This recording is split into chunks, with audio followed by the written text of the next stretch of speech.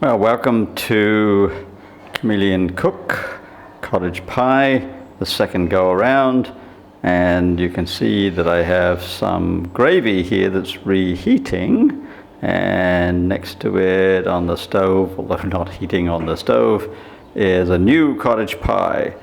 And through the miracle of time travel, I'm going to take you back in time and show you how I made this gravy and how I made this cottage pie. I'm also debating changing from chameleon cook to anti-chef. Not sure yet, but anti-chef seems like a better bet because I am doing the opposite of what chefs do. That is, chefs make the same dish over and over and over because they work for restaurants and they have to make the same thing over and over and over. Whereas I make something different every time. So I'll talk about the anti-chef chameleon cook, and I'm also going to look at fruit crumbles in this video.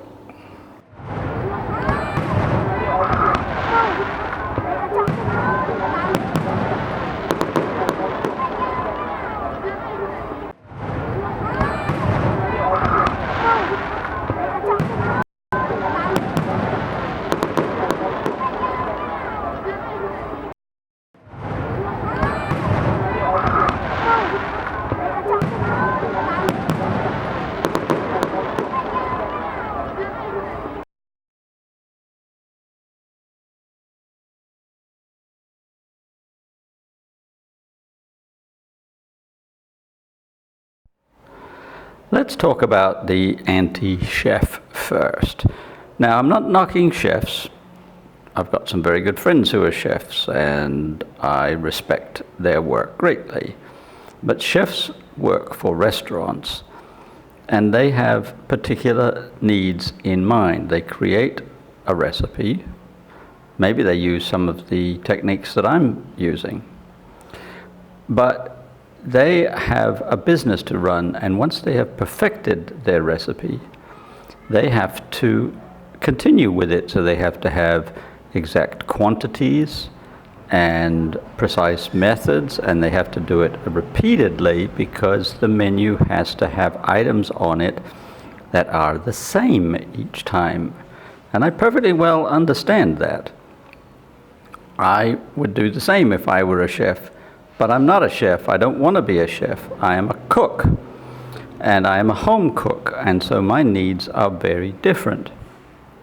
I like to produce things that are different each time, and that comes from several sources. One of them is that I live in different places, and the ingredients are different. I like chicken and mushroom pie a lot, and I make it all the time. But the mushrooms in different countries where I live are different. I can't use white button mushrooms most of the time, certainly not here in Cambodia because they're very, very expensive, even if you can get them. But I can get black mushrooms, shiitakes, wild mushrooms, oyster mushrooms, all manner of mushrooms. And so I change them out as I can find them. The way I plan a meal or a dinner party is that I go to the market and I look to see what looks good on the day and what looks interesting. And from that, I create my recipes. So I don't go to the market and say, I'm going to make apple crumble and I need oats and flour and sugar and fat and apples. I go to the supermarket and say, well, I might make a crumble. Let's see what fruit is available. And today you're going to see me making a crumble with Asian pears. They're called fragrant pears in this part of Cambodia. And there's no reason why you can't make a fruit crumble with Asian pears. And I've also decided that instead of oats, I'm going to use muesli. As it happens, I don't think the result was a terribly great success, but it was pretty good. and I'll try something else next time I make a crumble. I make a crumble every week, and I try to make it different most of the time. Although sometimes I make a really bog standard, common or garden apple crumble the way I made it last time. And the same with cottage pie. I can replicate my recipes, and if I feel like replicating them, I do. But I don't feel limited by them. I feel the need to be creative most of the time. So let's take a look at my fragrant pear crumble, and then we'll look at my new cottage pie. These are Asian fragrant pears. They look very much like apples and very much the same texture, but different taste, of course, so I can use them in the same way. Cut them in quarters, core and remove seeds, chop them up. I don't remove the skins. I don't remove the skins on most fruit and vegetables anyway. Fill the pan to about 2/3 and then add the topping. And you'll see the topping looks a little different. It's got some raisins and some dried fruit in it because it's muesli. So the old recipe was 2 oats, 2 flour, 1 sugar, 1 fat. And here I have 2 muesli, 2 flour, 1 sugar, 1 fat. So I've just changed out the oats, and of course there's a lot of oats in the muesli. Then pop into an oven, 500 degrees Fahrenheit, 250 Celsius. Bake for about 45 minutes, then turn the broiler on for another 10 minutes so that the browning of the top is complete and it's nice and crisp on top. Now on to cottage pie. So here we are again, browning some onions. I'm not going to go through it in as much detail as I did last time. You can check the other video just to refresh your memory if you like. I'm just going to start you off again here, and then I'll come back when they're browned, and we'll make a much more traditional filling this time because the topping is going to be different. Instead of just plain mashed potatoes, I'm using yams, but I'm going to be using a mix of yams and mashed potatoes. And the main reason is that I don't really like yams very much. So I need to cut them a little bit, and I also need to spice them up a little bit. There's just something about the taste of yams, and it reminds me of cardboard or something. I'm not sure what, but I wanted to show you how to ring the changes.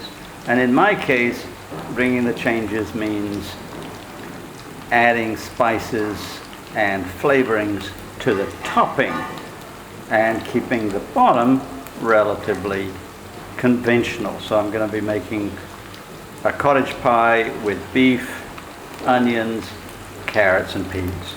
That's about as traditional as you can get.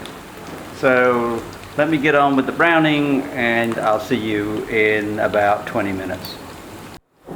Alright, so we're fairly well browned. Just need to add some garlic.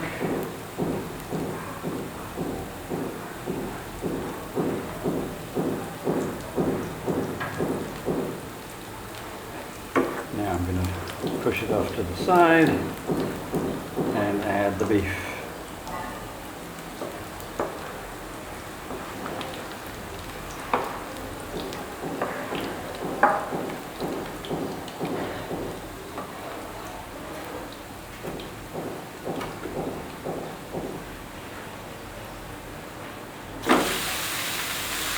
This is all pretty much the same as I did the last time I made the cottage pie.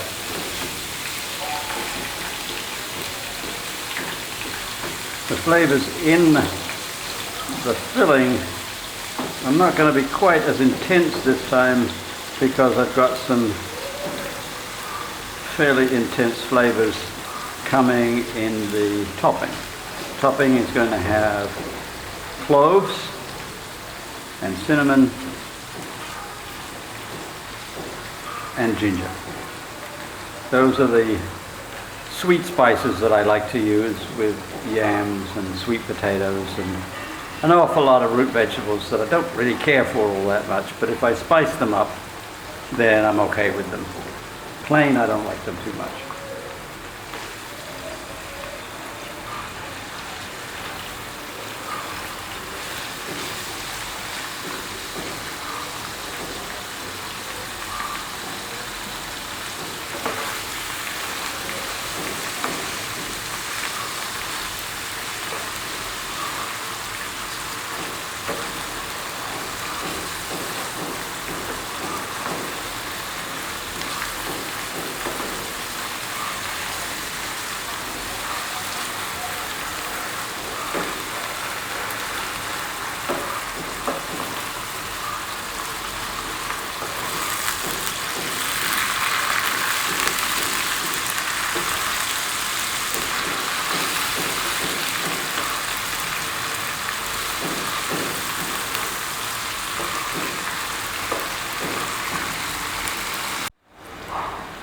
Alright, I'm going to add a few carrots now, just give them a little saute.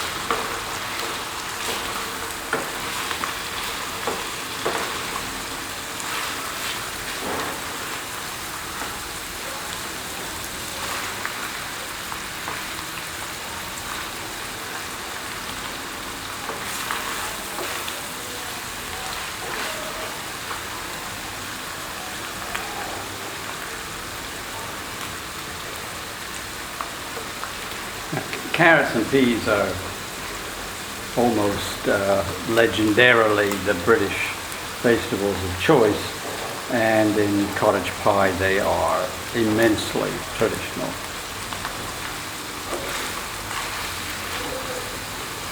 Now I'm going to add some stock. Last time, you may recall, I had some veal bones boiling on the stove and I added the stock that way. Well, I've made some beef broth ahead of time, and I'm going to add that all in one go.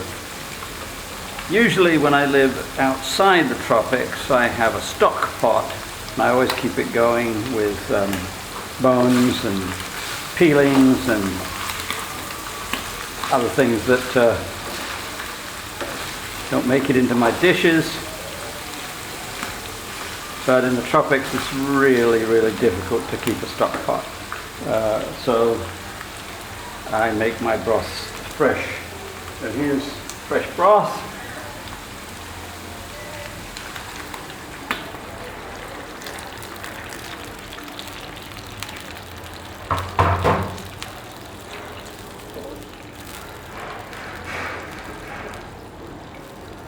And I need to add some peas.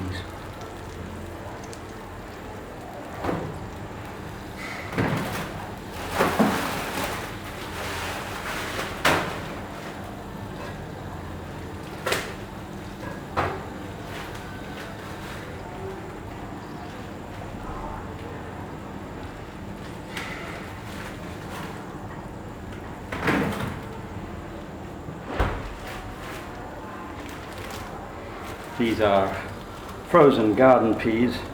I don't normally use frozen peas, I try to use fresh peas, but here in Cambodia I can't get fresh garden peas very easily, so I'm having to use frozen.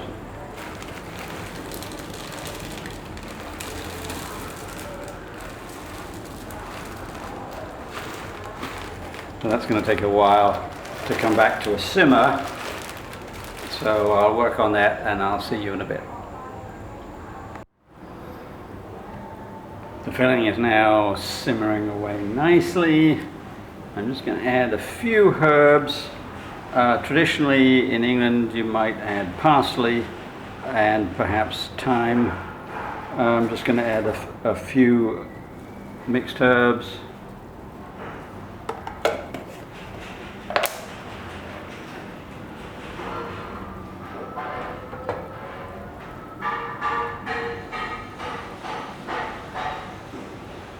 remember what I said last time. I'm going to repeat ad nauseum, I think. Taste, taste, taste. Those are dried herbs, so I'm going to have to leave it a second, get them integrated in there, and then I'll taste and add more if necessary. I know I'm going to need pepper, so I'm going to add that now.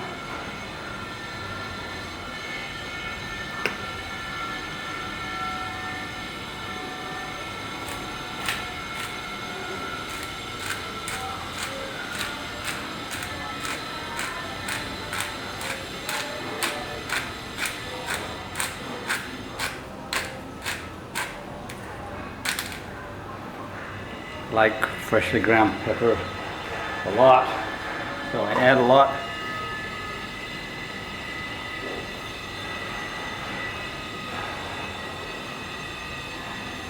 Now I'm going to leave that to simmer, as I did last time, for about 1 hour, and I will come back.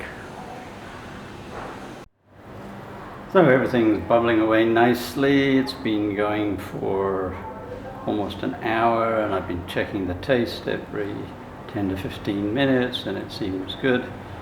And unfortunately we don't have aroma video, so you can't tell that the aromas from this are wonderful and completely different from the cottage pie I made last week.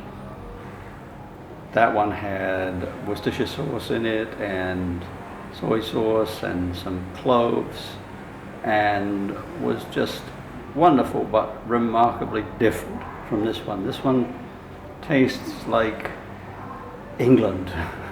It tastes like the kinds of pies my mother used to make.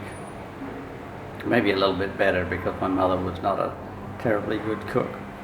But certainly it tastes like England to me. Tastes like my childhood. And so I'm going to finish up this part now and then move on to the topping.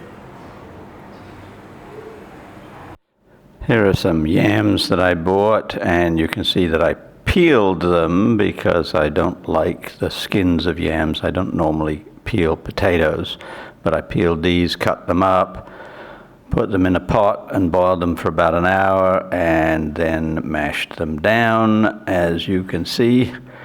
And then I added a little bit of spice, some cloves, allspice, cinnamon, ginger, because, as I said before, I don't like the taste of yams. But then I also added some potatoes. Here they are with a little bit of butter. Don't normally use a lot of butter, but I do with mashed potatoes. Mashed them up and then mixed them together with the mashed yams so that it's a kind of lighter and spicier mixture. And then, as I did before, I took the filling out of its gravy with a slotted spoon. There's enough clinging to the meat and potatoes for the pie. Here's the gravy that remained, which I will thicken and turn into a proper gravy. Put the topping on the meat and potatoes in a casserole.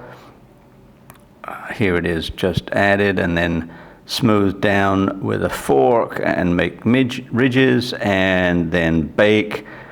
And so you can see it's nice and crispy and brown.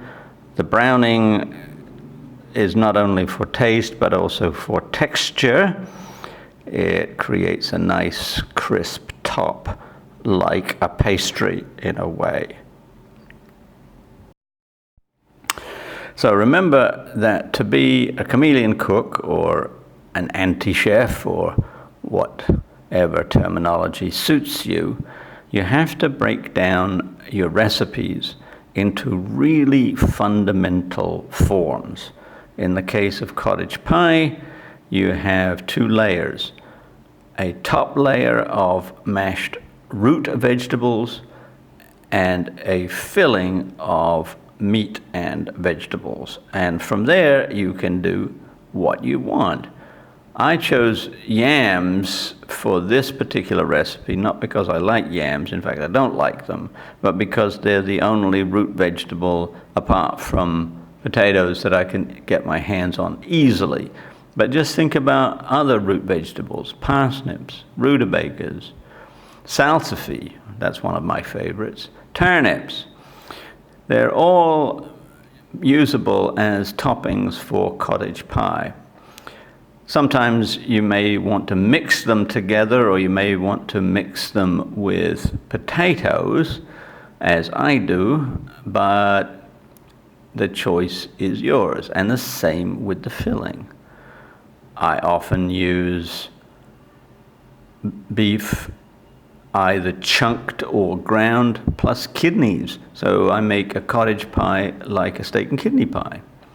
Or chicken and leeks, and I call it cockaliki pie. Or pork and bacon and sausage. Just open your imagination. And the same with fruit crumbles. The next one, the one I've already bought the fruit for, is going to be mango and rambutan. And I'm probably going to make a fairly standard oat crumble to go with it. We'll see.